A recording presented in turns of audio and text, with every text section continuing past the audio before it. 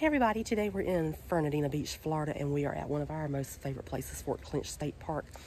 It is truly a remarkable place to visit, and we're getting ready to go back in time to 1864. That's before she was thought of, before I was thought of, before any of you watching was thought of. So let's take it to the past so we can bring it back to the future at the end of the video, of course. You ready? Ready. Okay.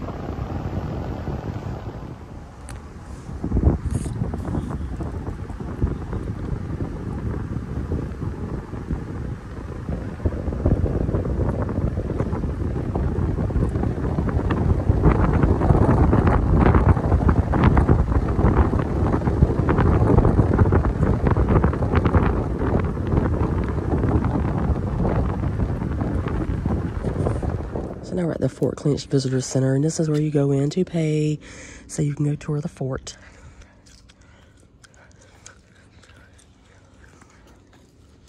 Plus they have bathrooms here. So after you pay your admission, they give you this nice little map, so it lets you know where to go. And this is your guidelines and the different events they have going on here. I'm gonna let Mom hold the map. And then, of course, one of my most favorite things at any place I go to, talking about the CCC. And it says Fort Clinch Reconstruction and Construction of Roads, Buildings and Grounds was performed by Civilian Conservation Corps Company 1420 from 1937 to 1942.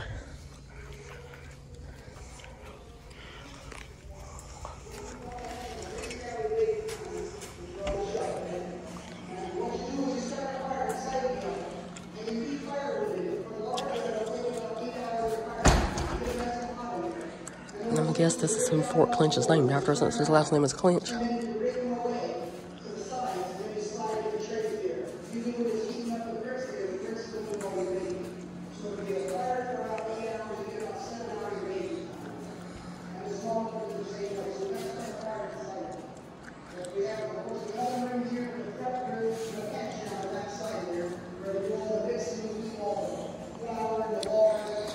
It says World War II activity.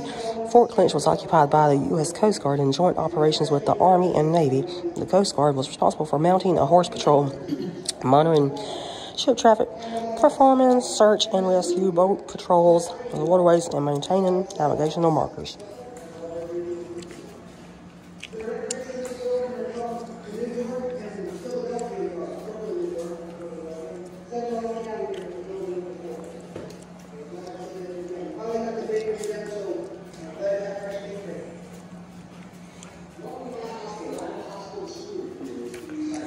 So this is the building of Fort Clinch. Fort Clinch is constructed of a brick, a basic building material, proved through long usage. It was readily available, resistant to shot, and ideal for in-vaulted and arch construction. Two phases of construction can be seen in the size of the bricks. The larger bricks is from the years 1850 to 1860. The smaller brick is from 1862 to 1867. The cistern covers tunnel floors, most roof surfaces, and some short lintels are of slate. Granite was designated for the gun mounts, large lintels, window sills, door openings, and exterior stairs. A relatively new material, cast iron, was utilized in critical structural components such as second floor girders, columns, and a unique beam above the porch at the barracks that was cast in sections and bolted together.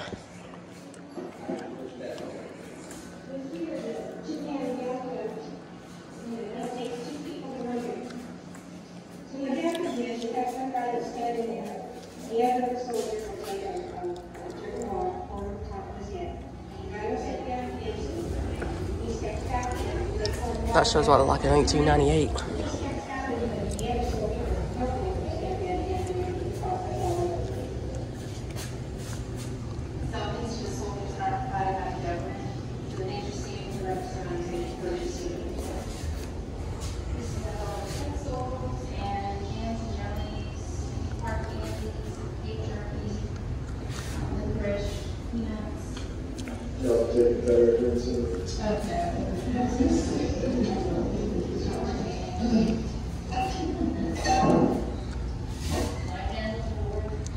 And that was the muster roll of Company E, 1st New York Volunteer Engineers.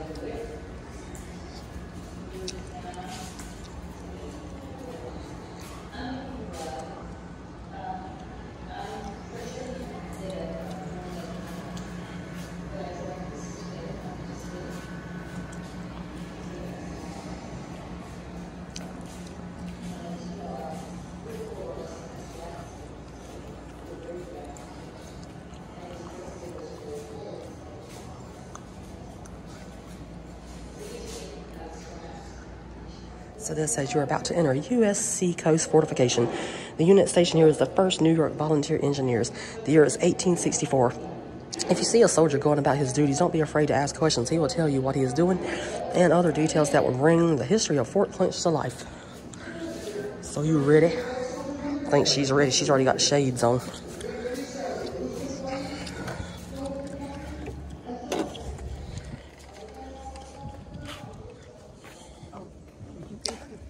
So this says, imagine you are stepping into the past. The year is 1864 and the Civil War is in progress.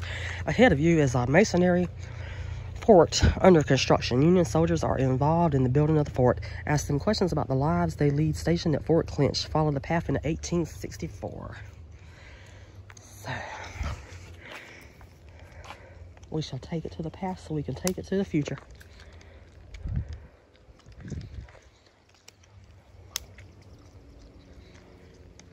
Camera don't want to work. Anyway, whatever.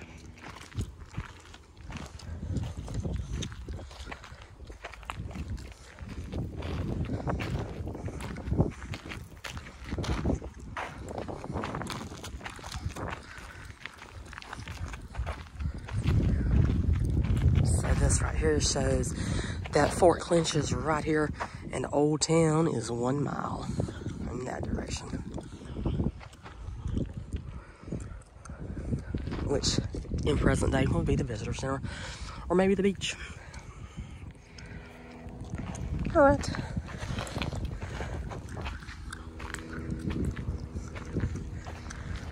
That looks like that could be a possible outhouse, but it's not finished. Who knows? Maybe it's just a shed. I got another one over there.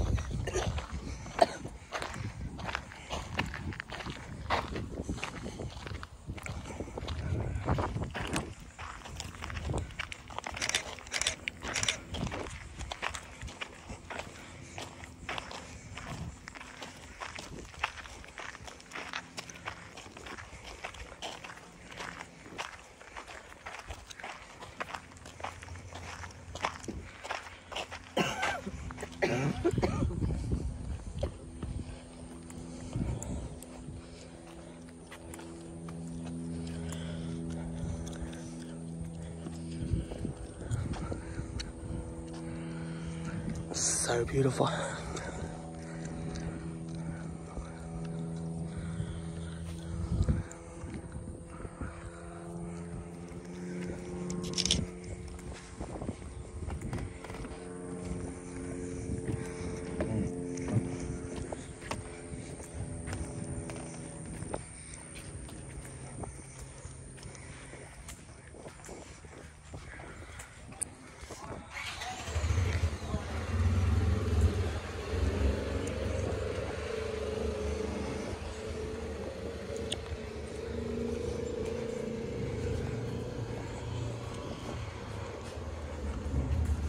Okay, so we'll hop in for a second. You would not have seen that in 1864.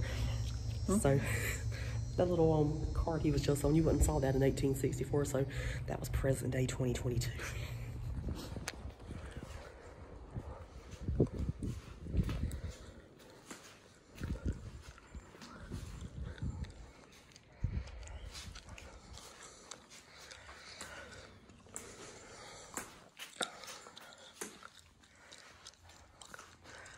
There would have been a schedule of events there. Apparently they even like tattoos back there in the day at 7:45. And it looks like they had to sleep together too.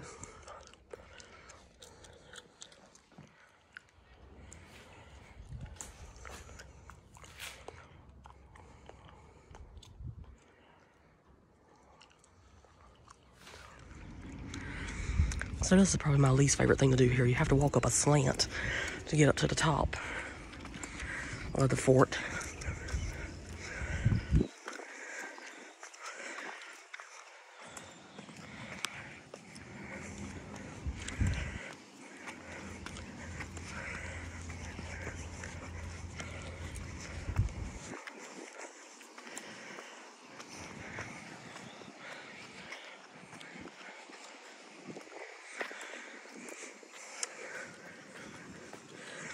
But you got to admit, we got some amazing views up here.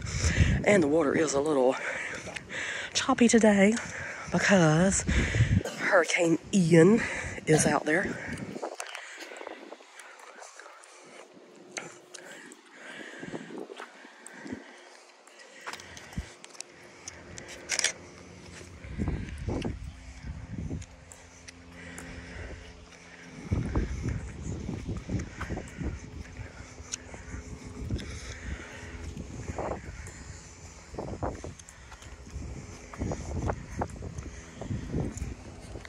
So we're just talking to one of the rangers. He said it would take 10 men to use these cannons, and they would fire for what, 3.5 miles? 3.5 miles. Yeah. And it took 10 people off the way.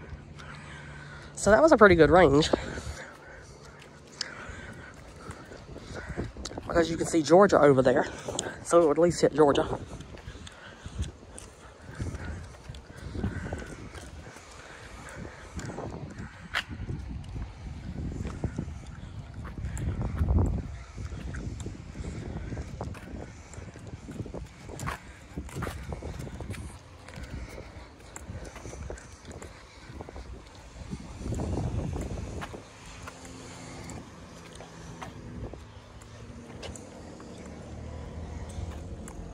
And he also told us that what you see down there was stuff that was never completed because they quit building this fort right before the Civil War started.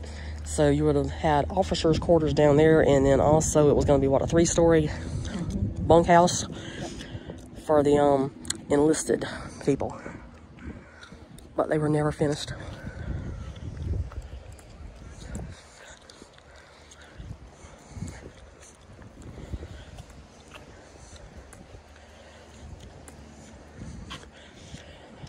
And also there was 2 different types of bricks that was used. The white bricks that you can see came from somewhere, and then the red ones came from somewhere else. So that's where the 2 different bricks came from.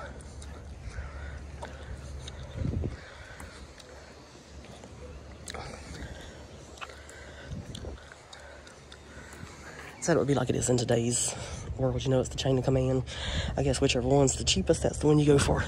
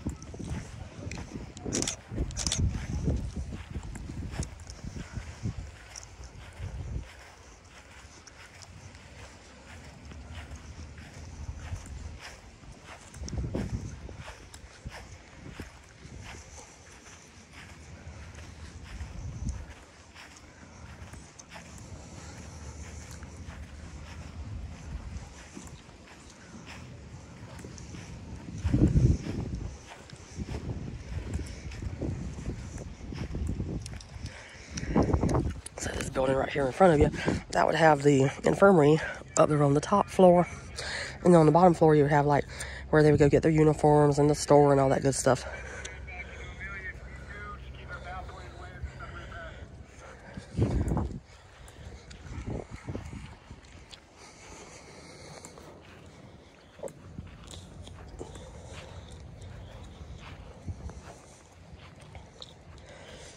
And you can see right there where that wall is down.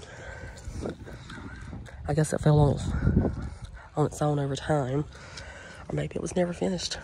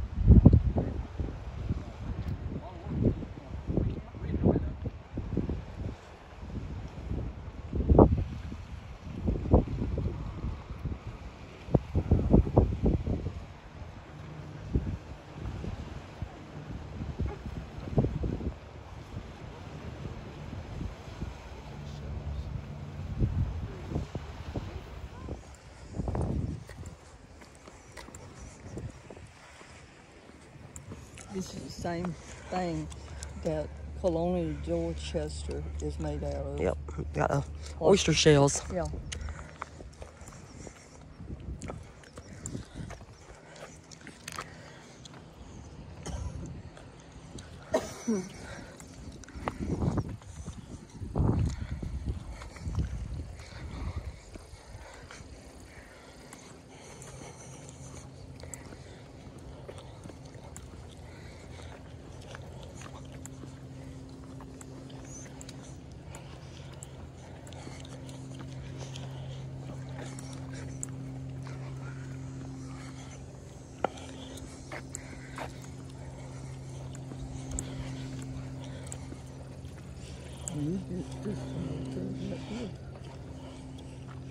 This makes it authentic looking.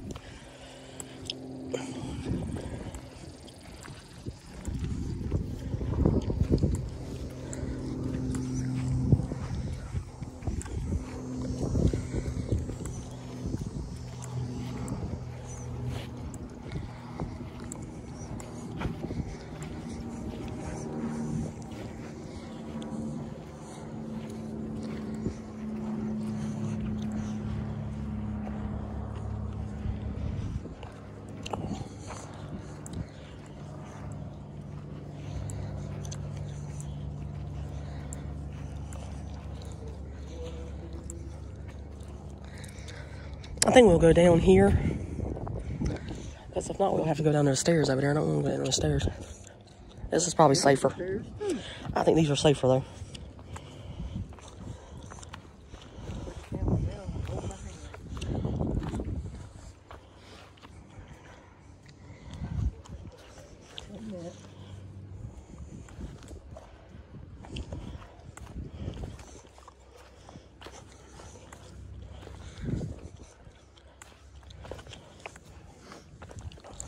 They need rails here.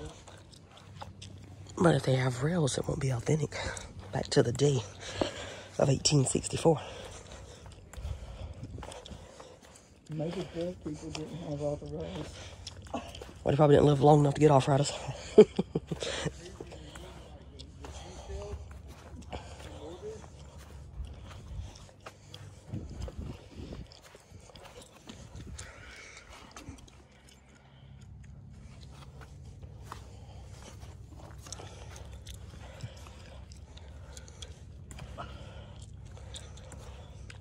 Somehow.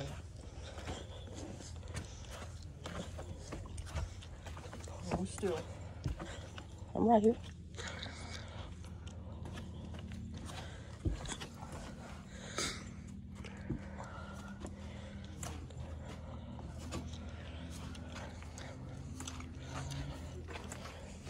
This is really pretty here.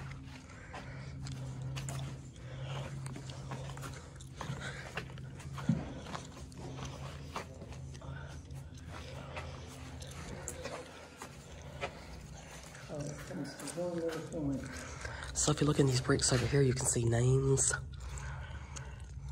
and initials.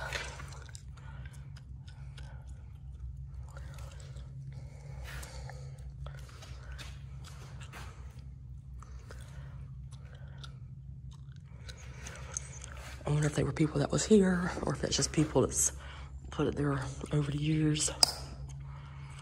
But look at this amazing architecture up there in the ceiling. That is just gorgeous.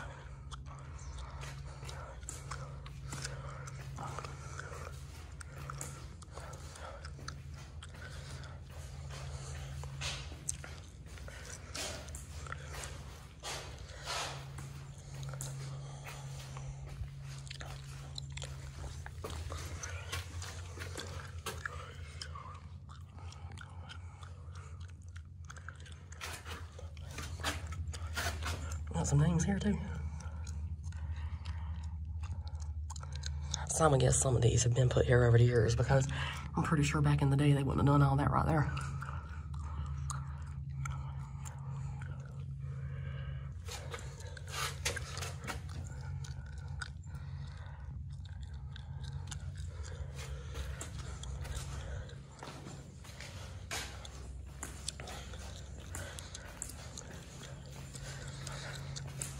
And you gotta check out the staircase here. Now, I will not be walking up it, but that's how it looks.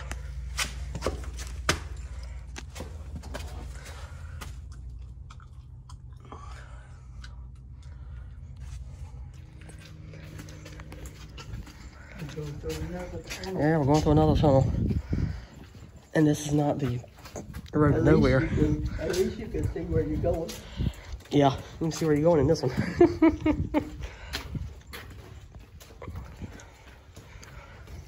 The light is in the tunnel, but there's a cool breeze blowing. Yeah, this feels good.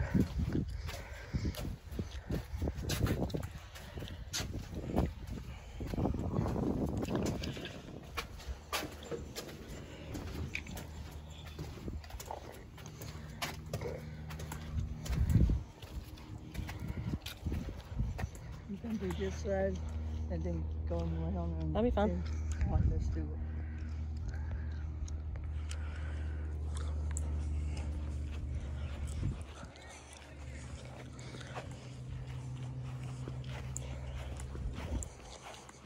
Didn't they say that was the water? It probably could have been. Might have been the well. Yeah. Years ago, somebody said it.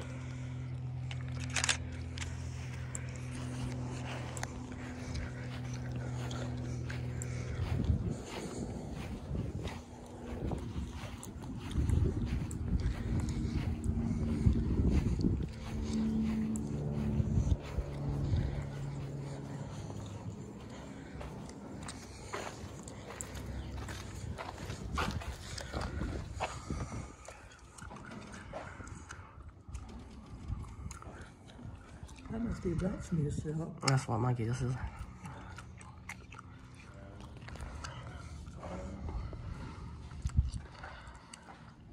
Well, some kind of shop. Yeah. Well, it's got horseshoes in it. Might be the rest of the blacksmith shop. It could be. They are connected, so.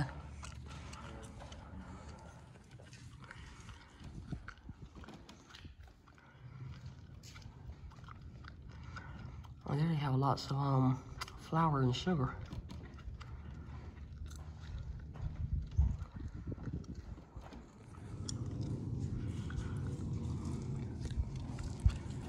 And it's had to be some kind of kitchen because they got the ovens back there, they got the butter churn, they got the cabinets with all the jars on them, the buckets, the table, the rolling pin.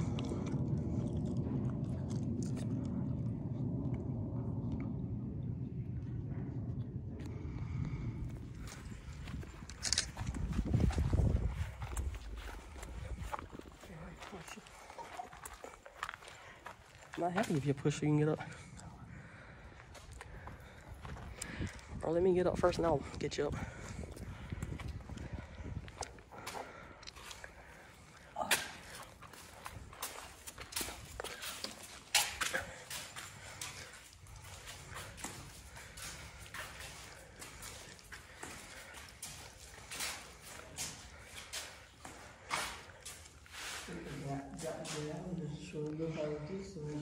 Hmm.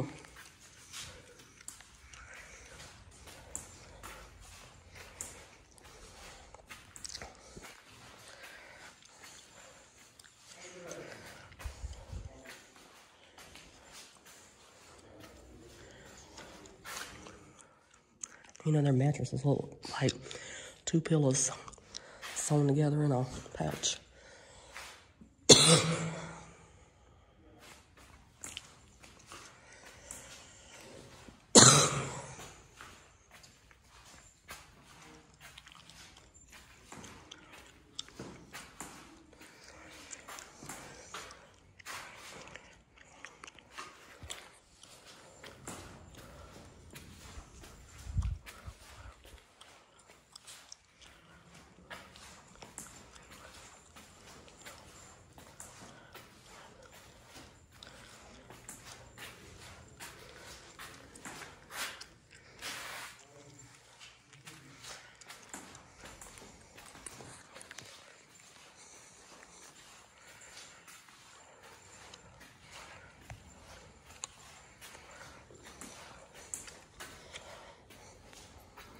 I do like these locks on these doors.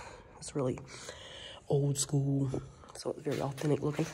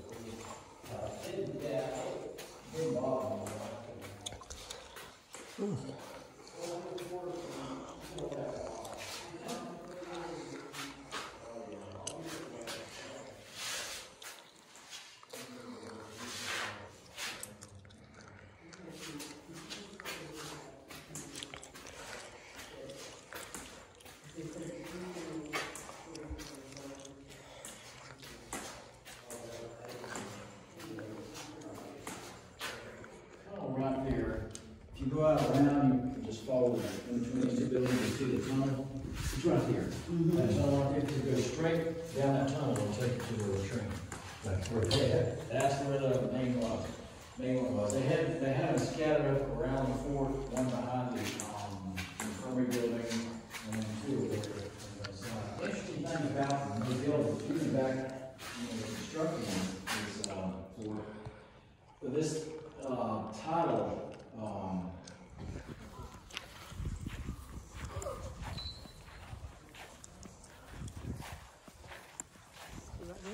Yeah.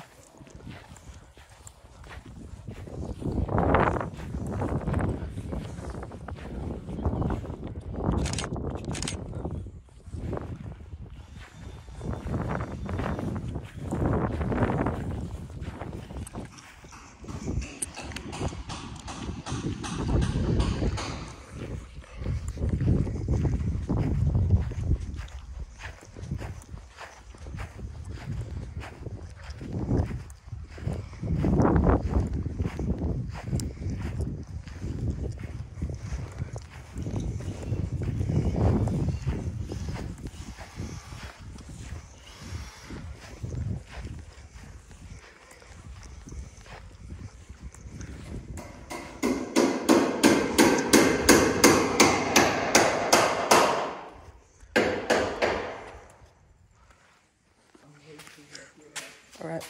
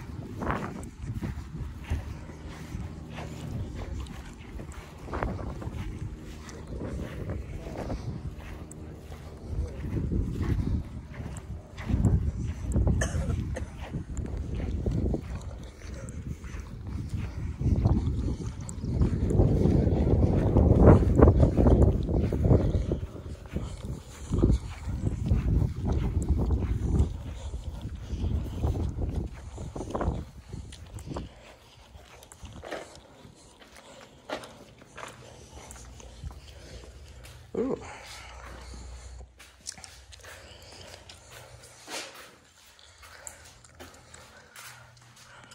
I always think that sign's funny. No spitting in kitchen.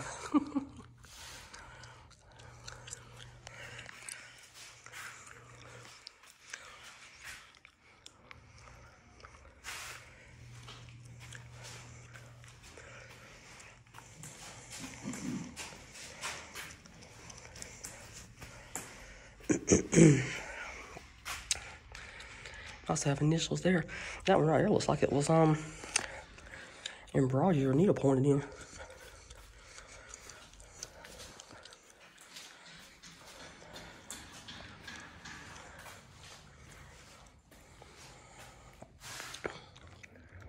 And as you can see, they had their outhouses built into the fort here. I bet you that was a stinking mess.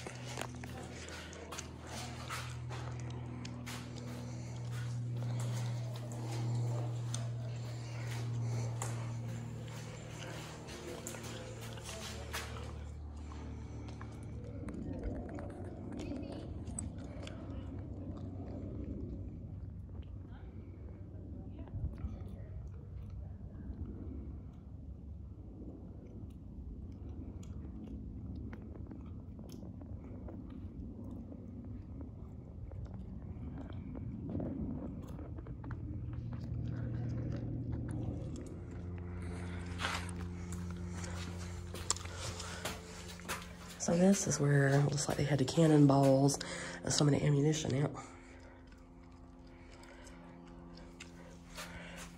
Where they got it? Behind bars. Maybe it was a jail cell at one time.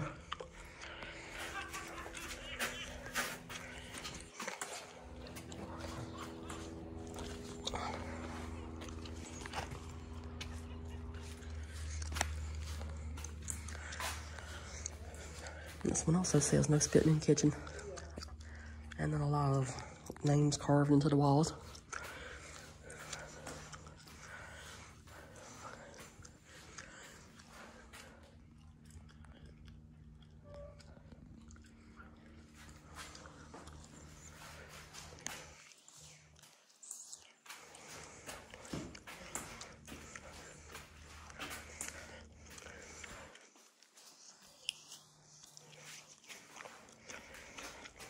Had a muffin tin. So this over here would be the jail, because you can see the bars on the windows.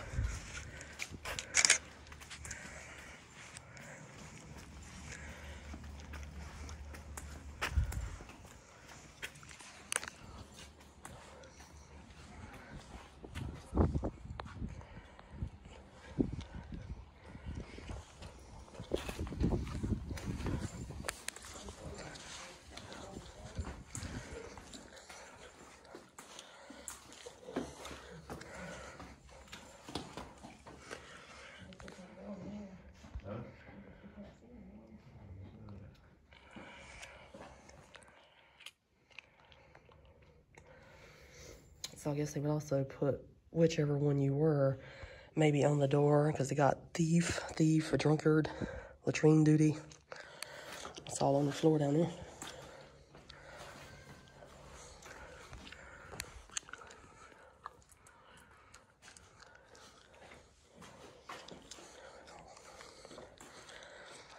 And as you can see, these don't have those nice little pillow things that they can lay on.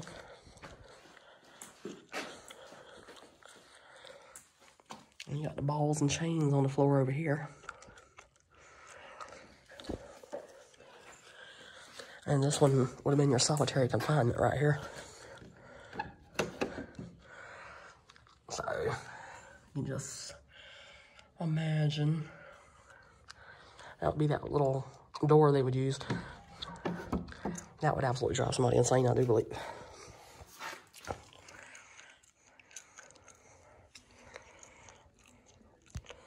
So, are you ready to head back to 2022? Yes. Ready to leave 1864? Yeah. Yes. That's a good. Oh, you have to cross that bridge. That's right. We're ready to cross that bridge right on out of here. Yeah. Then we'll be back in the present.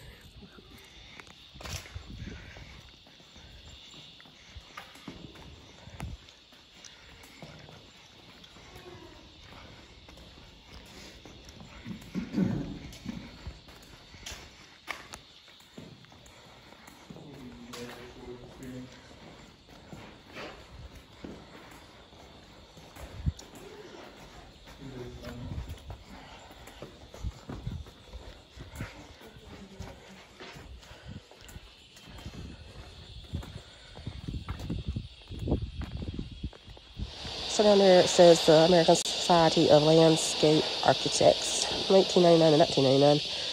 And this site is recognized as a national landmark for some architecture.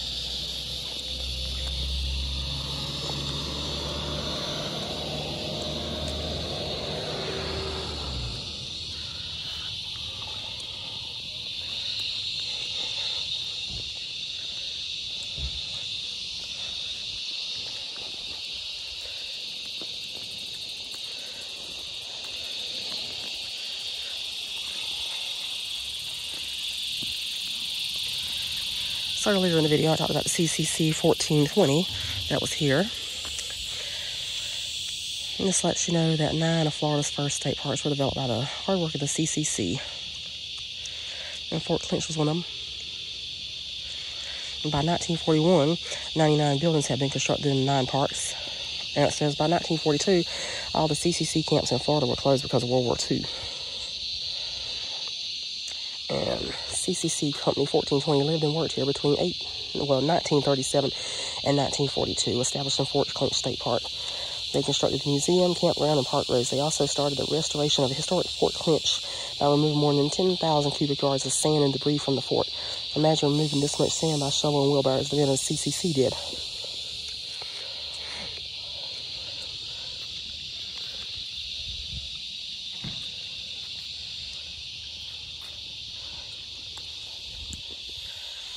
And this is the official CCC sculpture. Anywhere you go to see one. There's one at Shenandoah National Park. There's one at the Clinched State Park. There's one here at Fort Clinch State Park.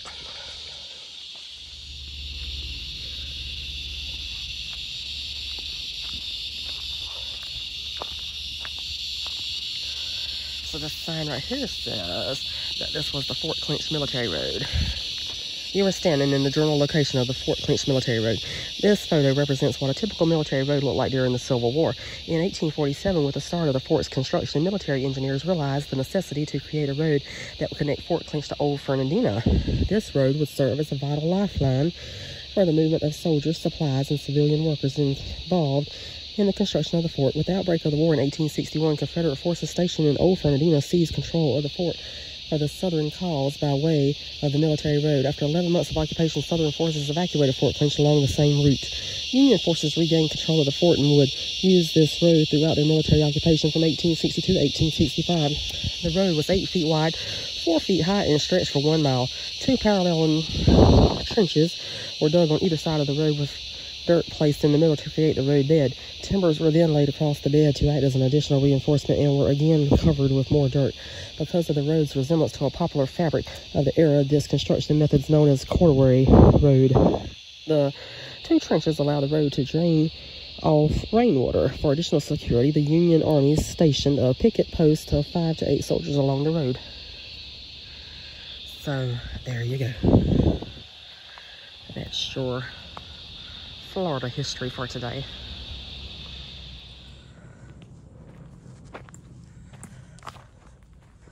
Ooh, that's so pretty here too.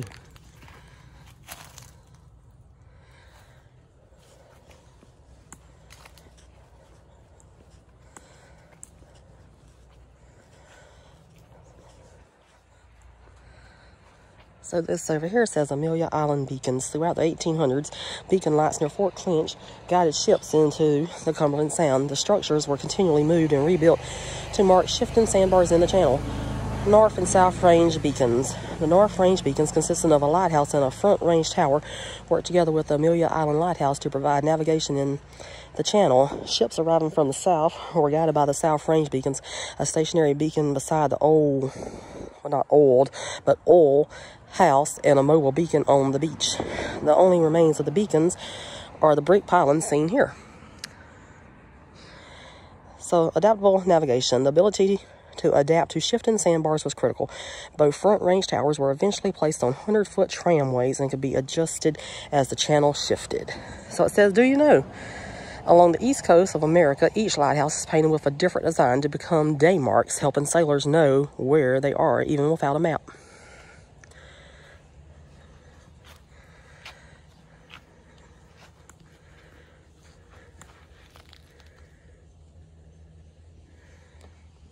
Somebody left a painted shell there. Sun, sand, and a pineapple in my hand.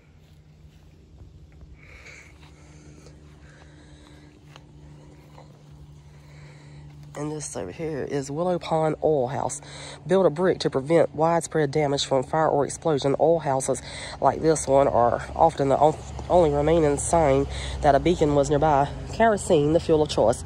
Burning with a clear yellow flame brighter than any previous oils, kerosene quickly became the fuel for the choice, or other choice for lighting.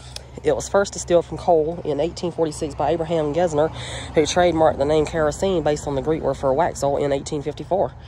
In the clear, safe storage, as kerosene replaced less flammable sperm whale oil, it required separate storage constructed in the clear away from trees and other structures. When this oil house was built in 1891, there were no trees nearby. It could store 450 gallons of 1 year's supply, but was resupplied every 6 months to ensure the lights stayed on.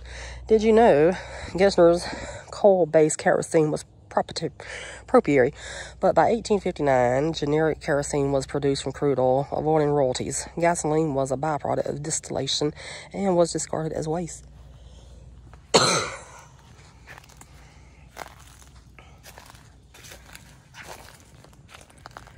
So that's what's left of that. So this sign talks about the Greenway. It says in 1996, the city of Fernandina Beach began purchasing properties adjacent to Egan's Creek with the help of state land acquisition funding and a bond referendum supported by nearly 75% of the voters. Over 300 acres has been preserved for conservation and recreational purposes in the Egan's Creek Greenway. A greenway is a linear open space that may follow a natural landscape feature such as a river or stream. Greenways protect the habitat of native plants and wildlife and give animals a natural highway to food, water, and shelter. Greenways do not respect political boundaries. The Egan's Creek Greenway does not end at the city's property line on Atlantic Avenue. It jumps the road and continues in the natural green space at Fort Clinch State Park. And it says the lighthouse has not always been the lone aid to navigation on Amelia Island. At one time, there were as many as 4 other beacons. Of the 3 identified on the map at the left, the 2 were on the property that is now Fort Clinch State Park. Sailors used the lights as a guide to make them turn into the St. Mary's River channel. When the lights lined up, sailors knew that it was safe to begin making the turn. The remains of the Willow Pond Beacon may still be seen on the property of Fort Clinch State Park.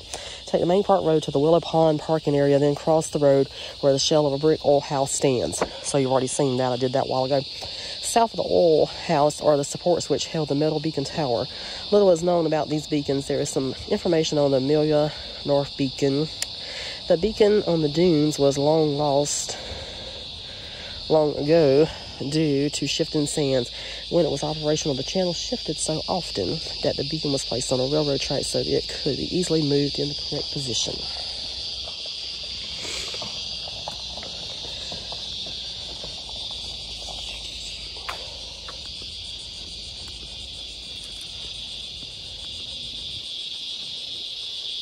So now I'm just going to go out to the lighthouse real quick.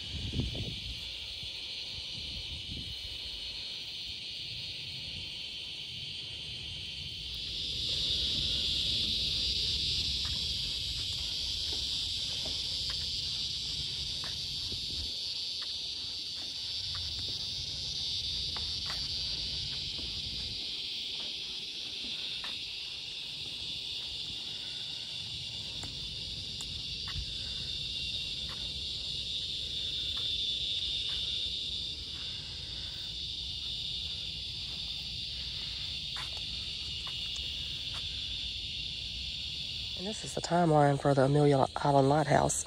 It says in 1820, brick lighthouse built on South Cumberland Island, Georgia. Later, the channel shifted and mariners lobby to have the lighthouse moved to Amelia Island. In 1838-1839, lighthouse dismantled and rebuilt on Amelia Island by Winslow Lewis, a prominent lighthouse designer. Operations resumed in March 1839. In 1903, third order Fresnel lens installed, made of brass and cut glass by Barbier and Bernard Paris. 1917, Red set erected to the lantern room to warn ships away from the shallow waters on the south end of the island. 1933, light electrified with a 1,000-watt bulb. 1970, light is automated, ending the need for a lighthouse keeper. 2001, the ownership was transferred to the United States Coast Guard to the city of Fernandina Beach. So it is 64 feet tall, 107 feet for the focal plane. It flashes every 10 seconds, and it's 16 miles visible away from sea. And it's the oldest documented structure on Amelia Island. Okay, so I'm going to go ahead and end the video for Fort Clinch State Park. It is one of my most favorite state parks in the state of Florida. If I lived here, I probably would be here every single day. But I don't live here. But Fernandina is near and dear to my heart. So today, they did not have somebody in the ranger station, so we had to pay on the little Iron Ranger, as they are called. So we had this nice little parking pass right here. And it's only $6 for a car to get in. That is not bad for a beach state park. You only pay $6 for the whole car, because in some state parks, especially in our state, you have to pay for each person. So the tour to Fort was only $2.50 per person, and that has went up because in the past it was only $2 a tour. So how'd you enjoy everything today? It was good. It was good. And I showed a little clip of it in the video, so you can see it. But that submarine coming up out that water was most impressive. That was so cool. And we have never seen that in all of our years. But apparently it's something that happens quite often here. Yeah, because there was one man said he had, first time he saw it, he was 15 years old. And I don't know how old he was now. But the ranger said that happens quite a few times. And you don't know when it's going to happen. But if they come by and tell you to get out that water, they mean get out that water. They mean to get out the water, because they got the power to put you out. And it all makes perfect sense now, because you saw that little police thing. I'm like, what in the world is the police running through here and stuff? But they had to get out there on the beach to tell the people to get out the water. Get out the water. So it's totally understandable. That was super cool. I think everybody just stopped what they were doing and just watched that. That was most impressive. It was amazing. Yes. Very So amazing. we were at the right place at the right time on that one, because it's by far one of the coolest things I've ever seen in my life. Well, we didn't know it was going to happen. We did not. It was spontaneous. That's just like when we was at Brook Green Garden. We didn't know that parade was going to go on. Yep. So that was good luck with that. And as you can see, the water is choppy because the hurricane is brewing out there in the ocean. We don't know what it's going to do, but hopefully I can get out of Florida before it hits. So I shall keep a watch on the weather to see what it's going to do. But anyway, other than that, we're going to wrap this up. You going to do your thing? Just go ahead and subscribe. Yes, if you enjoy the video. It's, I know that I'm not everybody's cup of tea, and that's fine. I don't even ever know what I'm going to say in these videos. So, if you do enjoy watching and you do enjoy my weird sense of humor at times, you can hit subscribe, like, comment, share it. Give all the praise to Mom. Everybody loves Mom. So far they have anyway. So, with that, we're going to say bye for now. Bye. We shall see you somewhere else. We don't know where yet, because it all depends on what that hurricane does. That's true. On what we're going to do. But, anyway, have a good day. See you later. Bye. Bye.